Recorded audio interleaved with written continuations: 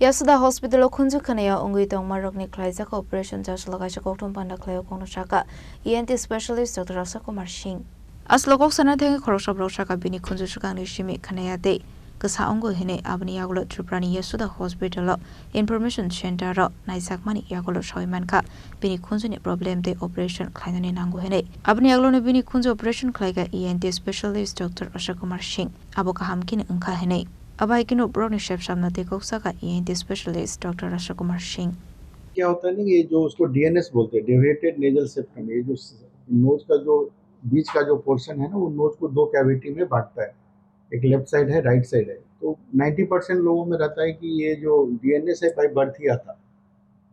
10% लोगों में होता है कि जो स्पोर्ट्स पर्सन है या कुछ इंजरी हुआ, गिर गया और उस टाइम में वो गिर गया और बोन फ्रैक्चर हो गया और उसको आप उस समय कोई टेकल नहीं करे, उसको ऐसे इग्नोर करे, तो वो बोन फ्रैक्चर होने के बाद वो नए डायरेक्शन में ग्रो होना शुरू करता है, क्योंकि वो ग्रोइंग बोन है वो।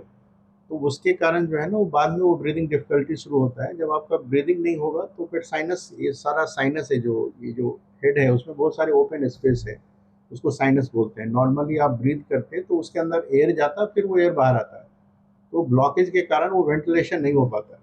उसके कारण एलर्जी जो है ना बढ़ता है और उसके कारण पॉलिप, उसको पॉलिप बोलते हैं, जो पॉलिप धीरे धीरे डेवलप होने लगता है। तो ऑलरेडी वो डीएनएस के कारण ब्लॉक रहता है, पॉलिप होने के बाद जो है ना और ब्लॉक होने लगता है, फिर वो वेंटिलेशन नहीं होने के कारण वहाँ से फिर म्यूकस जैसा जो है ना आने लगता है, पेशेंट को स्नीजिंग आती है, फिर ब्रीदिंग डिफिकल्टी होने लगता है। तो जैसे जैसे वो प्रोग्रेस करता है डिजीज, पेशेंट का कंप्लेन जो है ना बढ़ते रहता है। जैसे शुरू में फेशियल हैवीनेस आता है, फिर बाद में हेडेक करने लगता है। तो ये है इस तरह का।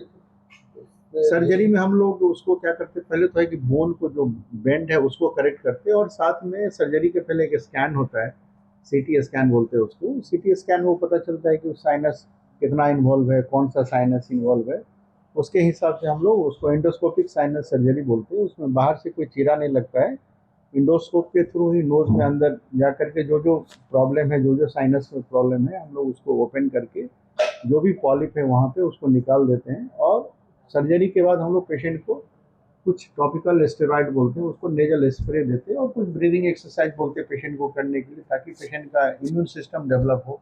राजख राहुल निशिमा अमित निकोक्टम सिनिक खरांग